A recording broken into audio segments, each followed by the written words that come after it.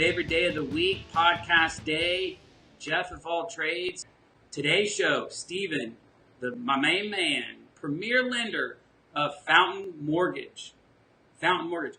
At your building, do they have a massive fountain in front of the building? So we're going to recap. I asked Stephen if he had a big fountain because the company name is Fountain.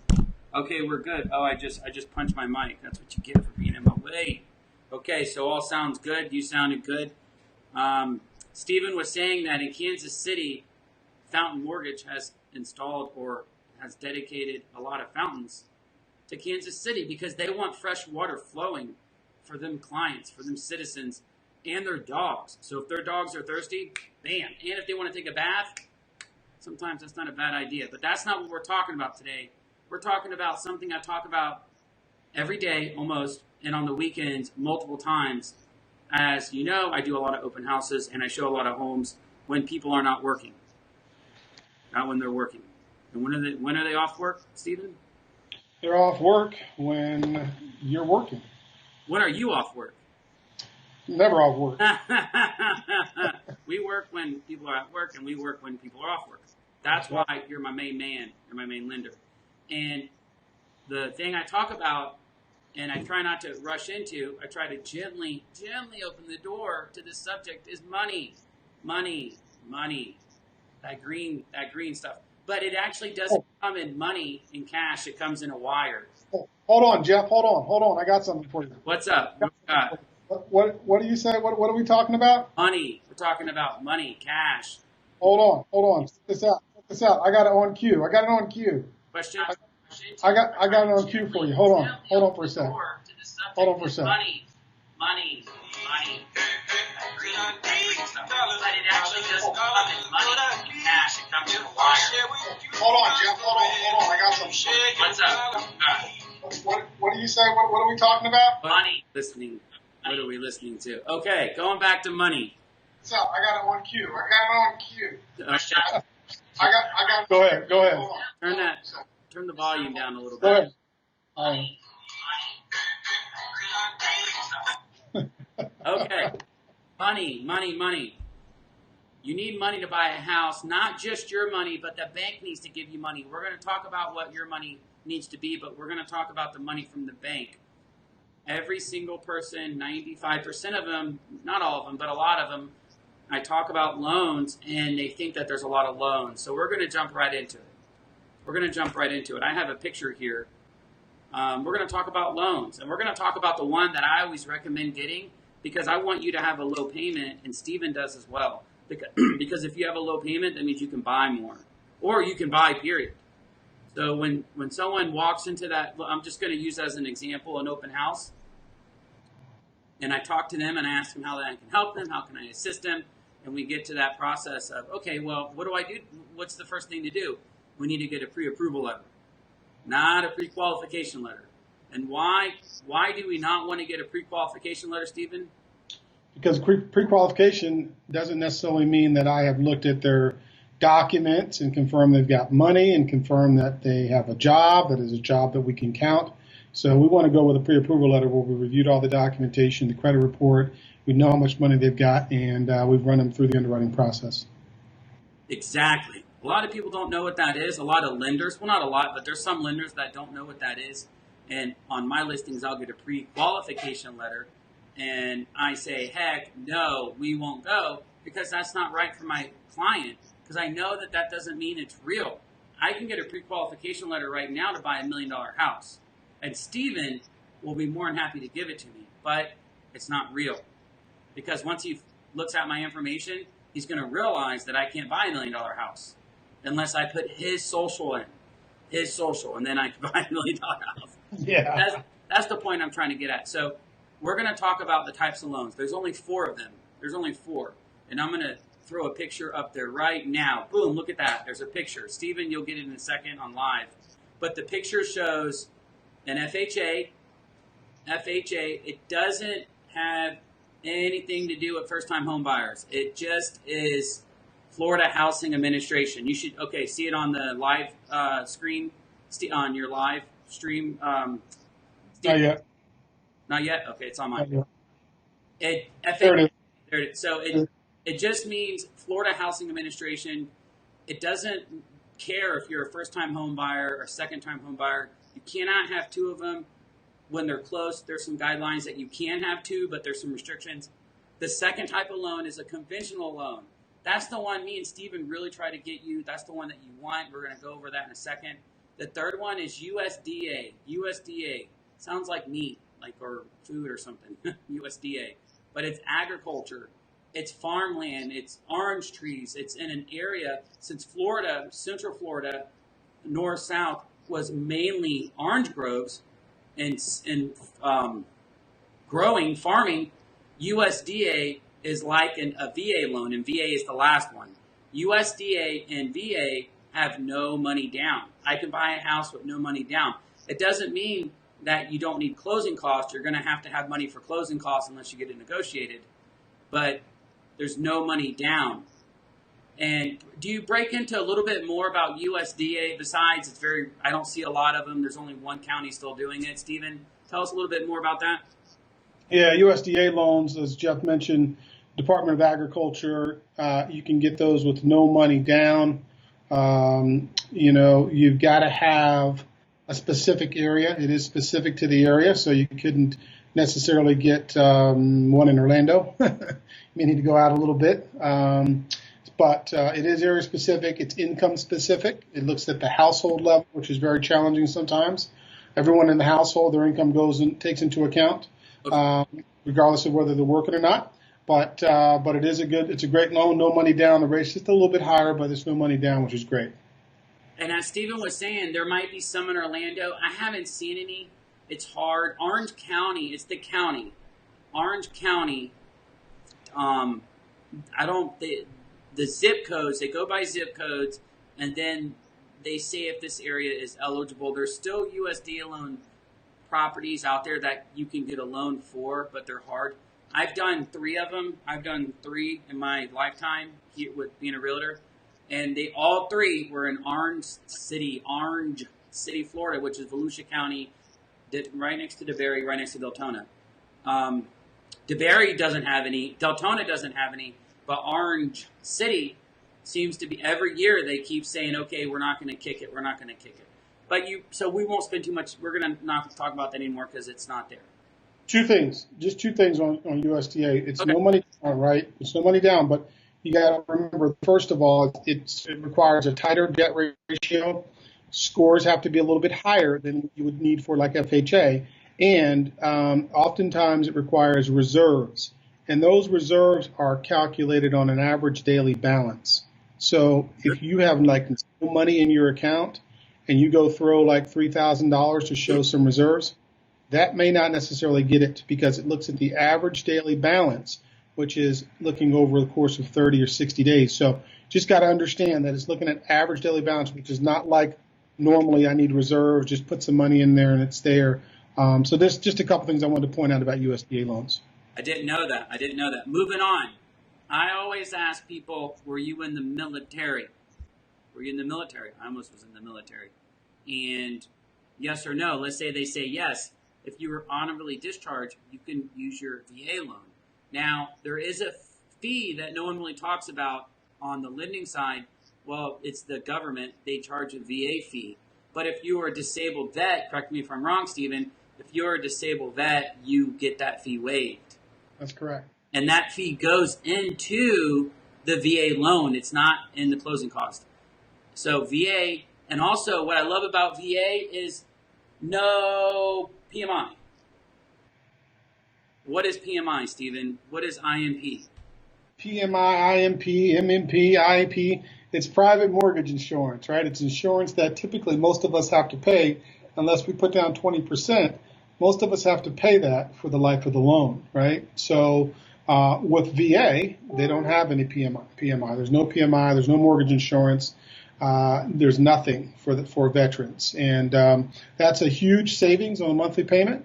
And it's a fantastic benefit. VA loans are some of the best loans, and that's why. No PMI, no money down. You can roll some of your closing costs into the loan, and then the rates are pretty much the best that you can get out there. Great rates. The rates are different. People think that the interest rate is the same for all the loans, and they're not. The VA can qualify for a different rate, conventional, and so on. So that VA loan is a government-insured loan. If you do not pay it, the government will pay it back, Uncle Sam. But there's no mortgage insurance. That's the huge plus. So when someone says that their VA, majority of the times, not all the time, they don't want to put any money down because they don't have to. They're like, I don't want to put any money down. I just want the loan to be 100% financed.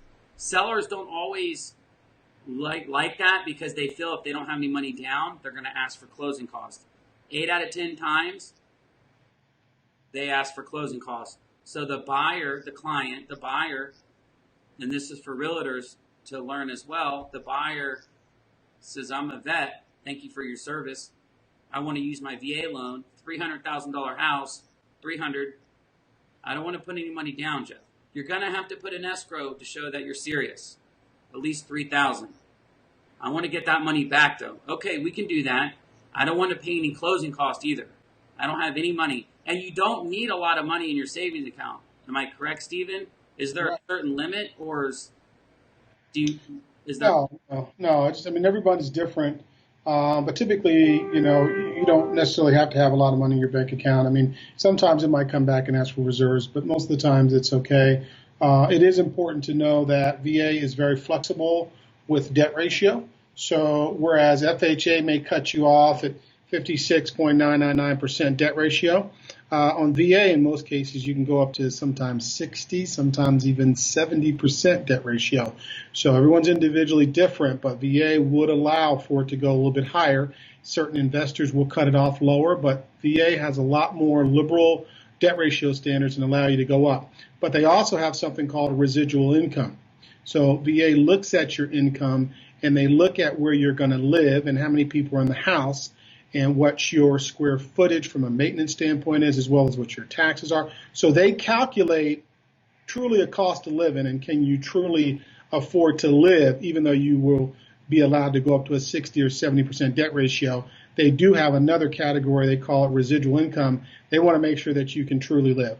So while they allow you to go higher in your debt ratio, they also will have a check and balance with that residual income to make sure that you're truly not expending your capabilities.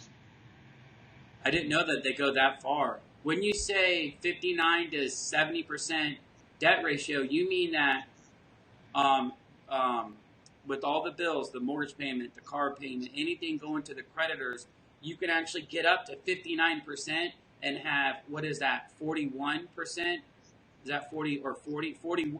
You can live off of 40%. So you need 41% to live off of and still get the loan, which normally you need 45% to live off of, correct? Yeah. Normally you would need somewhere right around actually 43%, minimum with FHA. 50% max or minimum on conventional. Probably 67%, 66% or 56% with USDA. Whereas VA will let you go a little bit higher, a little bit lower. But again, that's where residual income comes into play. So sometimes someone can have eligibility. They are eligible for no money down, but can't qualify because the residual income number is something that they can't meet, because the VA does not want you to be house poor, because they know if you got so many people in your household, those people have to eat. You got to feed those people. So they don't want you to be house poor to where you can't make your house payment. So if you're going to buy a house and you have your family living with you, do not tell the lender that they're living with you. Is that what you're saying? No, not at all. You got to disclose everything on the application. Oh, just checking. Just checking. I want to go into that debt ratio, and then we're going to talk about my favorite loan, conventional, because that's what I really want everybody to get is a conventional loan. I wish I would have got one. Is you said 50 to 60% on conventional 50%, meaning that you have to, your bills and everything going to the credit bureau cannot exceed 50% of your income, and you have to live off of 50% of your income. Debt to DTI, debt to income, that's what it is. The lender looks at what you're paying now, and you need an address to really figure this out correctly, right, Stephen? You need an address, so you have your taxes, and the next picture is going to be a monthly payment, how it's broken down. But what you're saying is that debt to income, which a lot of people don't know, is something that we're not talking about. It's not taught in schools, obviously, is your creditors, your credit card, your house payment. You take that amount of money. You take, let's say you make $5,000, $6,000 a month. And let's say your debt to income, not your phone bill, not your health insurance, just the stuff going to the credit bureaus is $3,000. So your debt to income would be 50%, which is good because you can which is good because when you get into 55% is when it gets hard, correct? Yeah, you can't qualify, so conventionals don't cut you off. And some banks will cut you off at 40, some will cut you off at 45. And but Fannie off at 45% debt to income. Yeah, some will cut you off at 40, some will cut you off at 45%. Fannie will allow you to go up to 50%, but not all banks will do that. Some will cut their risk and they'll cut the debt ratio off. That's why you have some people that'll say, I couldn't get qualified. Well, that's only because the bank they went through didn't want to go so high on the debt ratio and cut them off at 40 or 43 or 45%. So it's not necessarily always a no. It's just maybe you need to try a different bank if you can't get qualified. And you represent a number of banks, not just one bank. No, I only represent one bank. Fountains, I'm a correspondent lender. We have certain investors that we work with. So we have many investors. Okay. Yes. We're like that one bank might only have one investor, and that one investor says 40%. That's it, and that's the best they can do. And I don't want to we'll just you know what I'll say it. There's some big banks out there. I have an account with them, Wells Fargo. I met a client over the weekend. They went and talked to the lady at Wells Fargo because you go in there every week, you cash your check, you talk to them.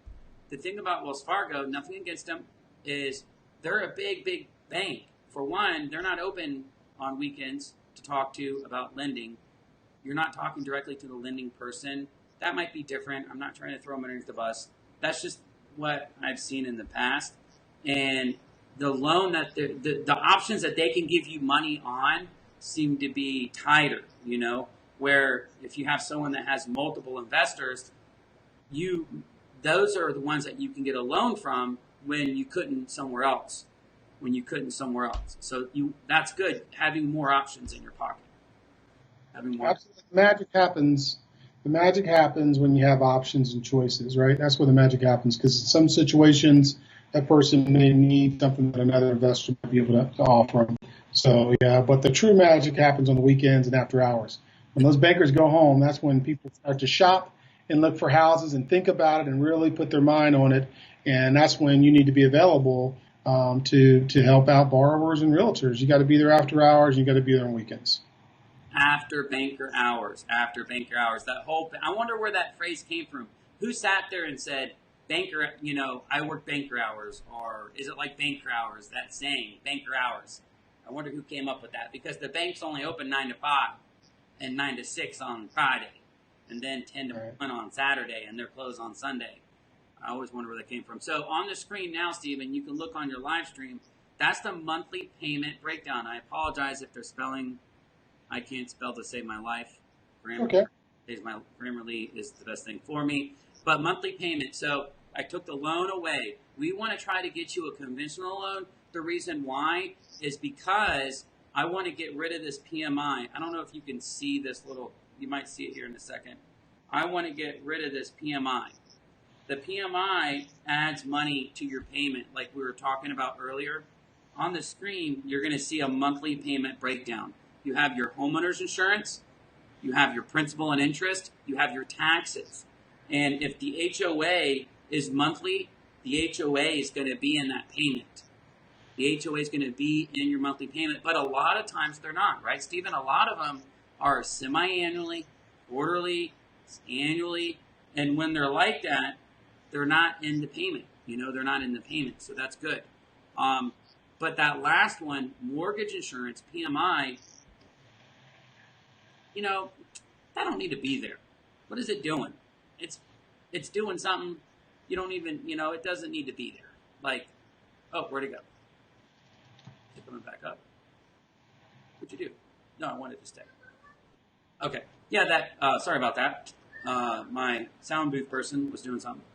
That PMI adds more money to your payment. And what me and Stephen always talk about is don't look at the amount of the don't look at the amount of the loan. A lot of people think that they need to base it off of I can only afford 400,000. I can only afford 450,000. The truth of the matter is a $400 and a $440,000 loan could have the same monthly payment.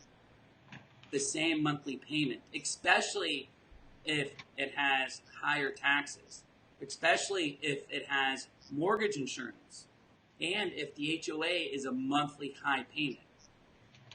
So, Stephen, go into a little bit of that. Am I on the same track? Am I on the right track there?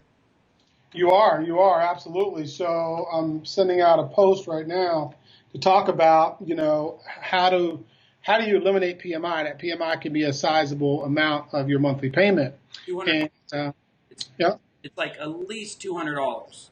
yeah, it could be depending on the size. The loan sizes that you do, they're pretty much in that range. But like if we look at a person right now who has PMI on, let's call it maybe a $200,000 house, and they're going to go with a conventional loan and they're going to put down at least 10%, you could buy out the PMI without putting down 20%. That person can put down, probably 8 to 10% and buy it out. In this case, I ran a scenario.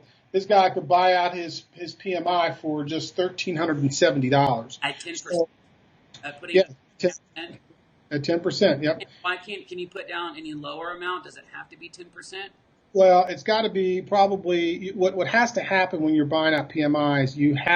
There's a certain threshold for a loan to value that you have to stay.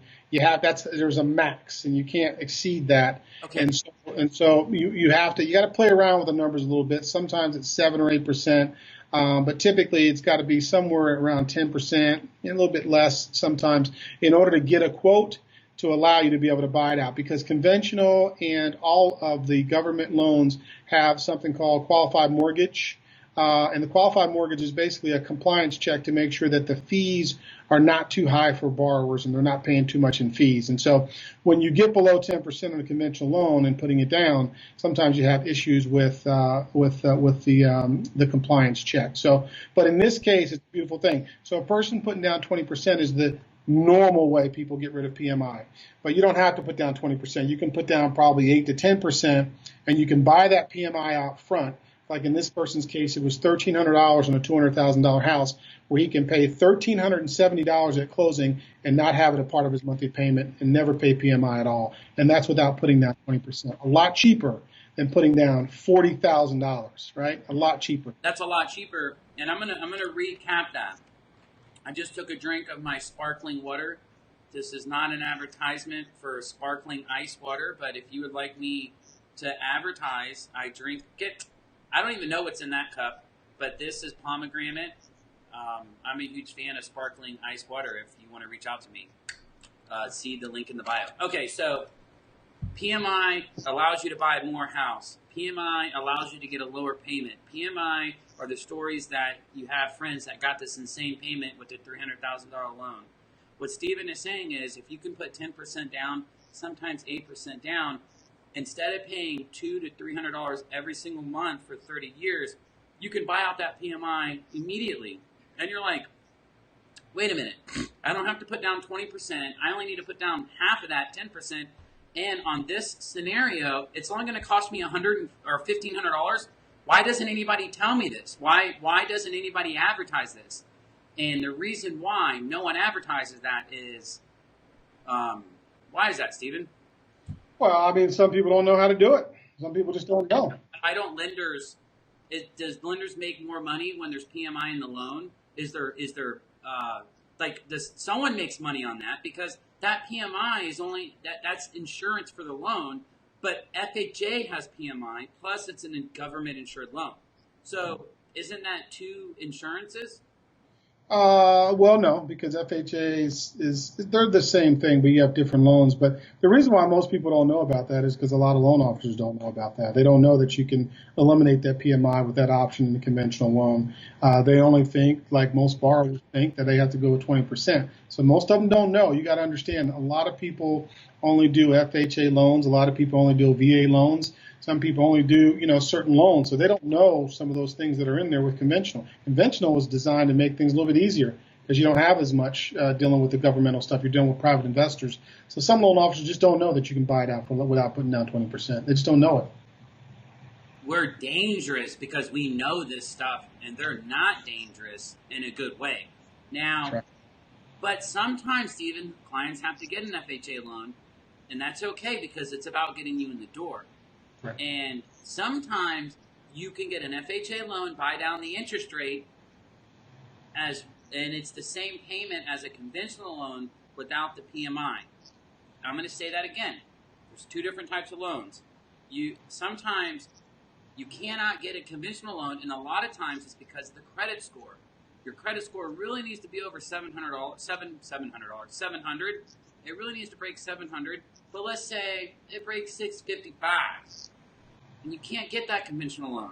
But you're like, okay, well, I do have some extra money, Stephen, because your fees are so low, and Jeff negotiated 3.5% for closing costs.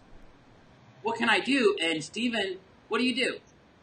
Yeah, well, we can take some of that closing cost to use it to buy the rate down and get them a super low rate. FHA's rates are going to be a little bit better anyway, but we can buy it down. We can do a discount point, buy the rate down to get them into a position where they've got a lower monthly payment, than what they would ordinarily have. Wait a minute. Did you say that FHA interest rates, are better than conventional?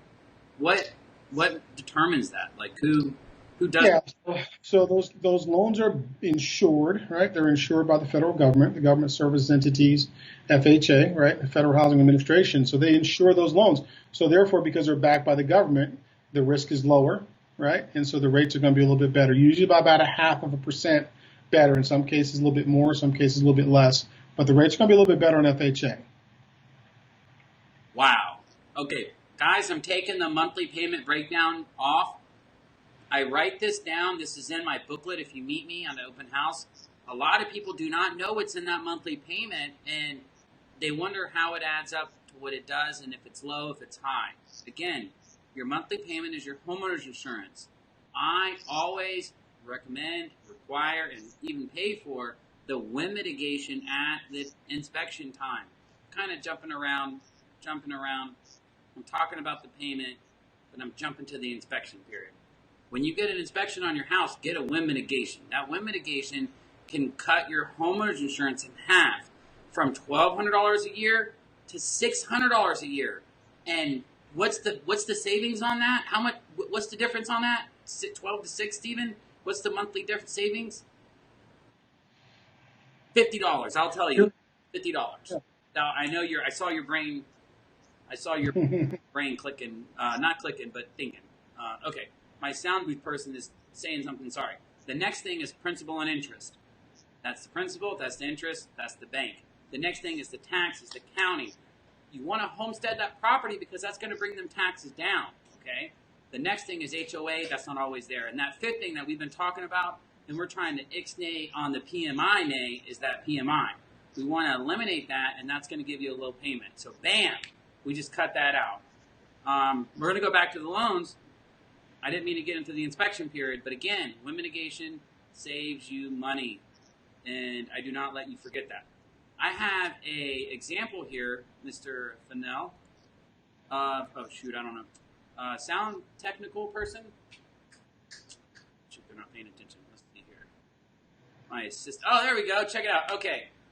I have on the screen, you should see it here in a second, Stephen. I have the mortgagecalculator.org. I wonder who showed me that one. The guy to the right. I show everybody this, and they've never seen it. I've never seen it. Boom, there it is. You should be able to see it now, Stephen. Okay, we have a $300,000 house. Now, I messed up, and I put 5%. I should have put 10%. I put 5%. that needs to be changed to 10 because we're doing an example with and without PMI. I did a 4% interest rate. Stephen is normally better than 4%. The man does 3.4, 3.5, insane. Twos. Now, I'm going to jump off target here before we run out of time. Majority of the closings, every closing that's not at my title, well, that's when I'm working with the client. That's the seller picks the title company. They do the closing. The title company always says, "Man, this is a good rate. This is a good rate." And me and Steven, we hear that often. But I say, "Look, okay, hold on one second. Mr. and Mrs. Jones are buying a house. Can you emphasize on that? Because I want them to really know that Steven is a different. He goes above and beyond, and he finds that better rate." What do you mean? And the title company says, "We haven't seen a rate like this in 6 months, and 5 months, and 4 months." And those are the ones that are 3.4, 3.5. Even with a 580 credit score, he did a 4.4. So that's a big deal. People don't realize that. They see these ads where they're like, "We're going to pay all your closing costs. I'm going to pay it all. I'm going to pay all that," which is a lie because closing costs is homeowner insurance and taxes, and they don't pay that. They just don't charge for the services, but that interest rate is almost 5%. 5%. I'm going to jump off target again. Just one more time. Stephen, how many times has this happened? I meet a client. I would say probably, go ahead. I meet a client. Amazing people. Because I only work for amazing people. Jeff, man, this lady, this lender, this guy, he knows me. He's, in my circle, my church, my grocery store, my softball league. He wanted to refinance my house. I wanted to get a pool. I don't want that. That's crazy. I want to buy a house with a pool. Okay, great. Let's get a second opinion. They talk to Steven. Steven says, "Okay, here's what I can do for you." Bam. Steven gives them a 3.6 interest rate. The interest rate, that other friend, family friend, circle person is 4.4. 4.4. And they're like, whoa, that's like $260 extra a month. I don't care who you are. You could be my dad. I'm not going to give you that much more money a month just because you're my dad. That's crazy, right? So, and they're like, this isn't real. This isn't real. So, yeah, it's real. Okay, look, blah, blah, blah, blah, blah, blah. Steven's like, it's real. Let's go. They think about it. They go to bed. The partners, the wife and the husband get together. They do the blood pack. Hey, man, we can't diss our friend. We're going to see her in the grocery store. We're going to see her in that softball. And what happens every single time, Stephen? They diss their friend. They diss their friend. Say that again? They end up dissing their friend. They go with the lower rate. No, well, no, not all the time. That person, not all the time. The other story. Yeah. They'll go back. One that you don't get the customer. Bad stories. Well, what happens is they go back and they go, "Well, can I get a better rate? Because this is what I've been offered." And their other lender goes, "Well, I can take you here." They take them down a little bit, but they still don't get as low. This is what they do. They're like, oh my God, there has to be a mistake.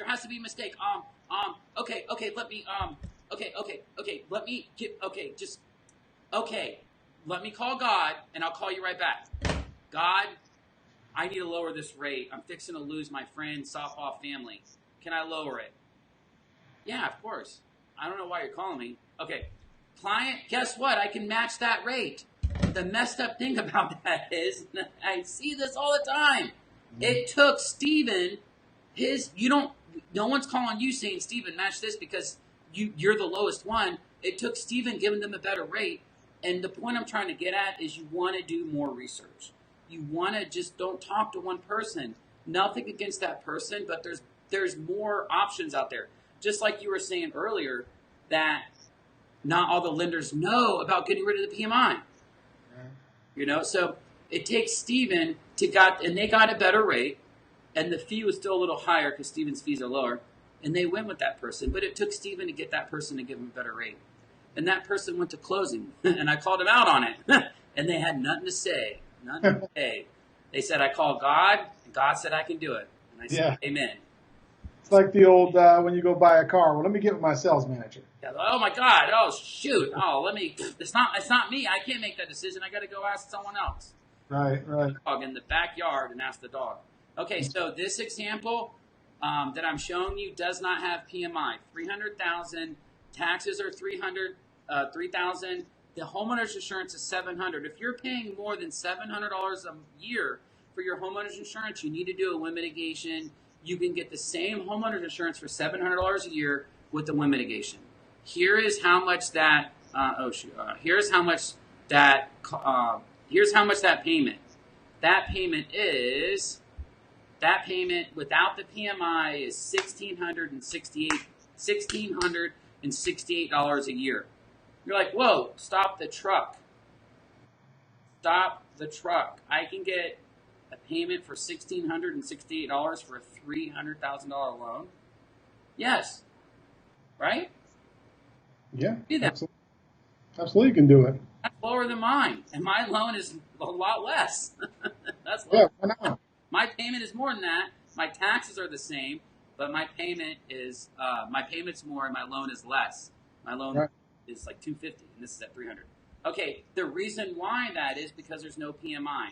If you look at the top, it says 1668. If you want any of this information, message, put it in the message. I'll have it up there. Here's another scenario. This is with PMI. Same scenario, 300,000, 5% down, 4% interest rate. I'm just going off of an average. If you're not getting a 4% interest rate, you need to talk to me and Stephen. If you're getting 4.5, 4.6, especially if you have a 700 credit score, and you're not getting into the threes right now, you need to talk to me and Stephen, mainly Stephen. Talk to me and then I'll introduce you.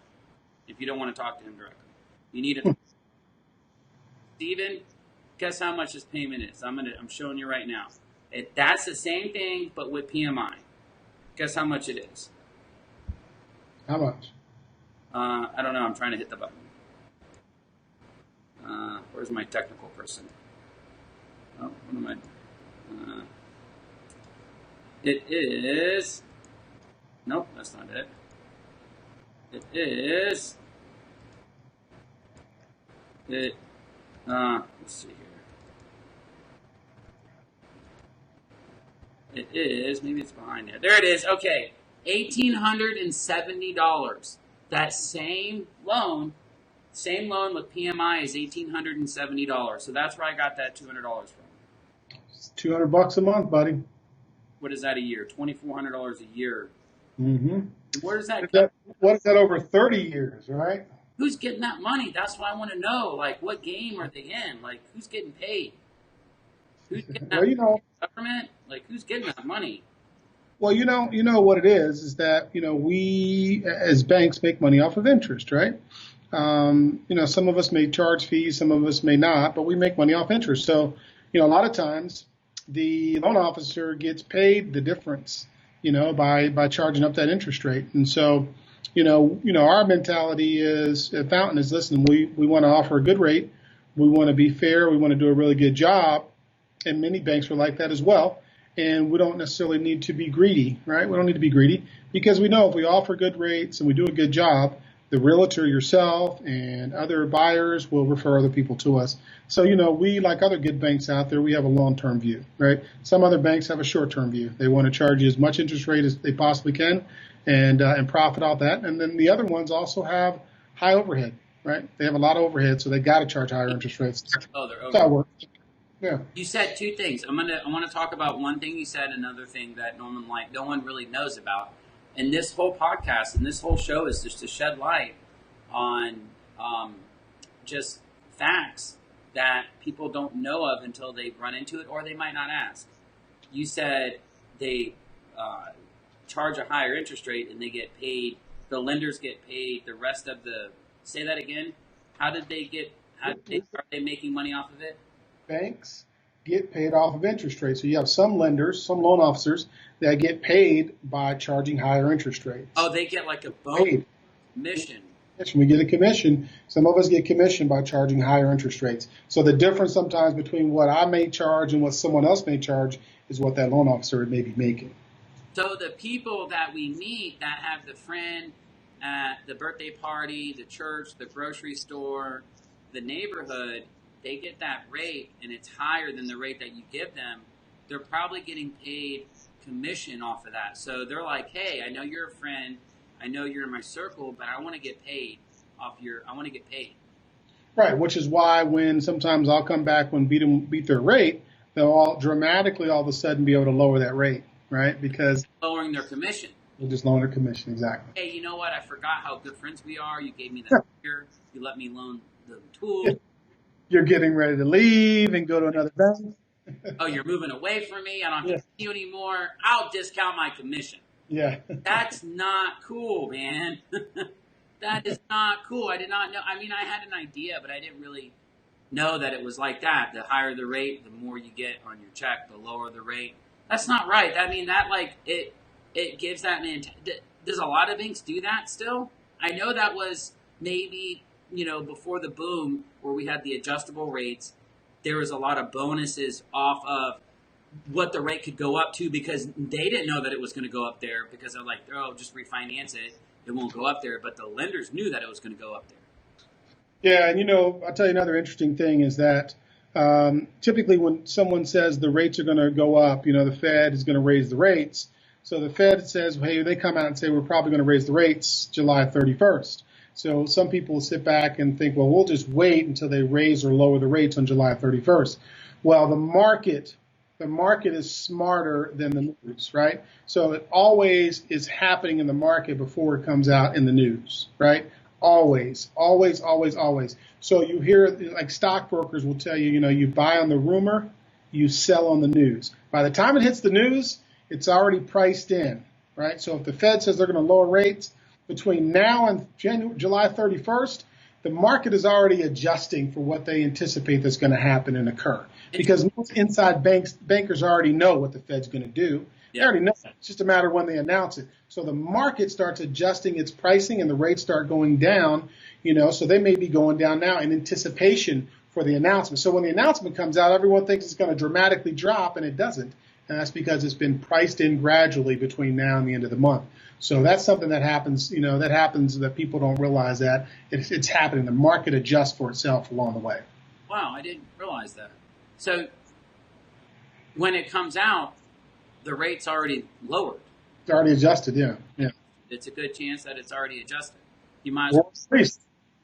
Yeah, or increased, right? If they think that they're going to raise the rates, it starts raising in anticipation of that announcement that happens in 2 weeks. The rates already start going up. Bankers are already starting to make money on the prospect of what's going to happen or what's going to occur. They don't wait to the day of. Wow. Okay. Next thing. A lot of people don't. Some people do. I don't hear it as much as I used to. Maybe it's because I say it. But when they have a lender, I feel that they don't ask enough questions about how much are you charging me? What is your origination fee? Lenders have a lot of different words, what they call they're charging you. Closing costs, we talked about this at another episode, we'll do it again, but closing costs for a buyer, not a seller, a buyer, is going to have the money that the lender is making. Before the economy went down, it was like 2%. The lender was charging 2%, and then the majority of your closing costs is supposed to be not the lender's fee. Your closing cost is your homeowner's insurance, a year and 3 months, your taxes, a year and 3 months, your transfer taxes, that your taxes on, like you're buying it, you have to pay taxes, not the yearly taxes, because you're more than likely going to receive a credit because you pay that at the end of the year, but the actual taxes, and then your title fee. Your closing cost is not all money going towards the lender. Stephen's cost starts at $950. I say starts because if you want to buy that PMI out or buy down the interest rate, then we need to that's when it's going to cost some more money. But a lot of other lenders, they start at like $1,500, and on top of that, they charge half a point. I don't know why. I don't know. Maybe they do it until you say something. Like, I know every bank has it different, but talk a little bit more about what you've seen And what I know this isn't the only bank you've worked at, even though they probably have a fountain named after you or two in Kansas City. But Fennelli Fountainiera. yeah, whatever. Yeah, that's probably a garden hose you turn on. Yeah. The fountain's the sprinkler one in their yard. That's what it is. No. So the closing costs it's a great thing you pointed out, Jeff, because, sometimes banks will just quote a rate. What is your rate? Oh, I can give you a 3.5 or a 3.0 or whatever. And the person will take that and they'll run to the bank with it. And then they'll get the paperwork and they may or may not look to see what the lender charges are, or if there are loan origination charges that are spiked up, how high they are. Some banks will hide their discount points in the origination or the bank fees, right? So instead of being $9.50, it might be $25.50. And they'll say, well, you get this great rate, and they won't even think about the fact that they're being charged for that. So that's why APR is very important, because the APR, the annual percentage rate, will identify if there's any extra fees or fees that are spiking the interest rate to where it's at, right? So a person should always pay attention to their APR. The rate might be a 3.5, but the APR could be a 5.2.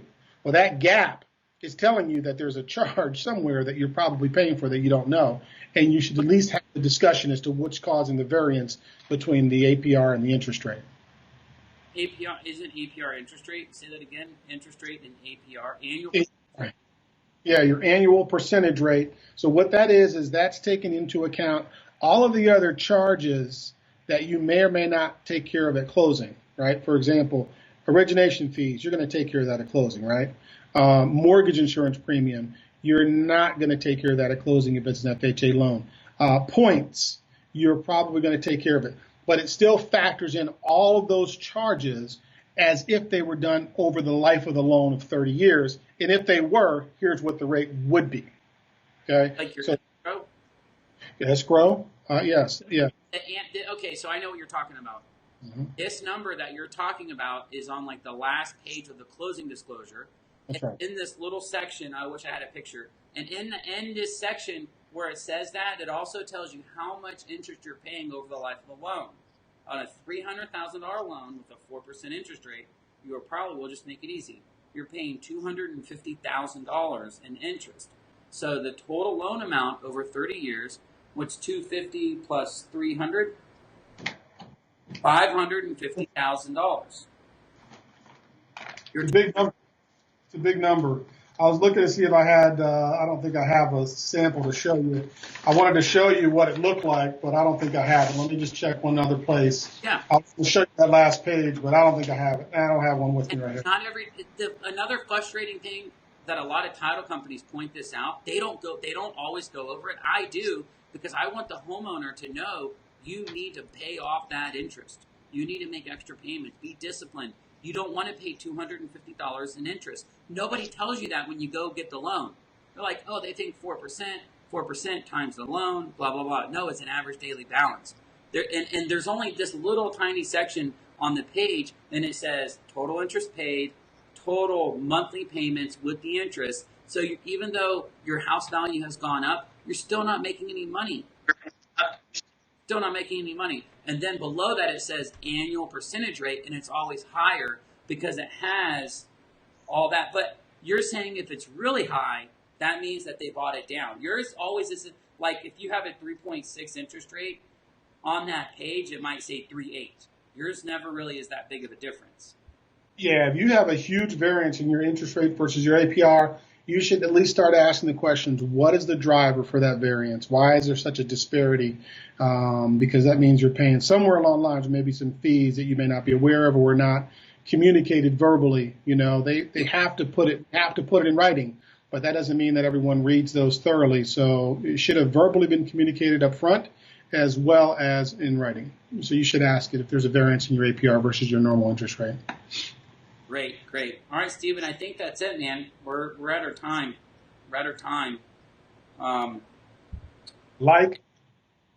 Great show. We can really talk about lending every day. There's just so much to it, and I feel that people, they get overwhelmed with it. I know I did. And if I would have known what I know now, and I was my own realtor, right, I should have hired one. Or I should have used a better lender, knock on wood. No offense to the one I did, but I'm paying PMI, and my payment's high. Well, not high, but I have a good rate, but I'm paying PMI. The frustrating thing about it, Stephen, is I could have bought down the rate, or I could have bought out the PMI, because I had more money to spend, and I didn't know that. That's the thing I don't want my clients to go through. You're like, man, if I would have known this, I would have did that. And I don't want that. I don't want that to go. My sound person's making all this noise over here. It sounds like a child or something. But that's the point of the show, man. Absolutely. No, I appreciate you bringing me on and letting me speak to that. We've done a number of deals together where we have illuminated, I love that word you came up with, illuminated the buyers with the prospect of eliminating PMI. So now they start coming to me and saying, Jeff said that you have a way to illuminate the PMI. Yes. Because you don't know until you try. Not everybody can, but that's you want the best. You're like, what's the best loan, right? And no one really talks about that either. What's the best gig? They talk about what's the best computer to buy. What's the best interest rate? But they don't talk about what's the best loan to get that interest rate. Yeah. And another thing is that monthly payment. Just a quick recap. It's not about the loan amount. It is, but it's about the monthly payment that you want to spend. And you want to think about that. You don't want to think about 300, 400, 500. You want to think about how much money do I want to spend a month? And then we find a house and we look at houses in that amount. And 9 times out of 10, they want a nicer house than what they want to pay or what they can pay. And then we have to get creative, like what we're doing. And we're like, if we eliminate the PMI, we can have an extra $200 to $300 go towards the principal and interest. And what does that do, Stephen? What does that get us? Gives you the ability to buy more house. Yep. Well, that's interesting. You've done that a number of times. And it all starts with the discussions we have around what your comfort zone is on the payment. All around that discussion. It's like, well, I think I want a $200,000 house. I can't tell you how many times you've walked away with selling them a $300,000 house that they love, that they never would have known they could have afforded it unless we've had that discussion on their comfort zone. That's a big deal, and that's what I try to do. Okay, guys, the name of the live show, podcast, Facebook, Instagram, Twitter, whatever the other stuff is, Jeff of All Trades. It's called that because I feel like I've worked every job out there. But I know a lot of stuff about a lot. I know a little about a lot. Stephen knows a lot about a little, which is lending. I know a lot about a little, which is real estate. But I know a lot about a lot, which is Jeff of All Trades. Don't ask me to say that again. Jeff, keep in mind that we work realtor hours. So, you guys work all the time. So, we work realtor hours. We want to make sure we're available because that's when you need someone to be there as a strategic partner. So weekends, evening hours, whatever, 7 days a week, holidays, we work realtor hours. Just like you coming on the podcast. It is 7 o'clock Eastern Standard, 6 o'clock, whatever time zone before it's Eastern Standard. And you're doing this to help others. So that's what shows it, and that's what I try to show, and that's what I do, because in the long run, it's gonna help that one person get that good deal, and that's why we do this. That really is. I would just like to say thank you for allowing me to be a part of the Jeff of All Trades podcast. Pleasure being a part of it and always talking with your audience. You can reach me on Facebook, Stephen Fennell, 4A Home Loans. You can also reach me on the web at the number 4, the letter A, home.loan. You can reach me at Fountain Mortgage on the Fountain Mortgage website, Fountain Mortgage. We're in Kansas City. Actually, we're in Prairie Village, Kansas, but Kansas City is the metro. And you can find me on Twitter. And you go to some of them fountains in Kansas City, your name and number will be on there too. Once I've had the opportunity to visit them all. Okay, guys, thank you so much. Next week, I have exciting, big, game-changing for me news to break. And I've been holding it in for a long time. That sounds kind of weird, and I'm going to tell everybody next week. So stay tuned. Again, questions, I'm here. I'm here to help, chit-chat, tell me what's going on, and I'll solve that problem. Jeff of All Trades, thank you, Stephen. Have a good night. We're out.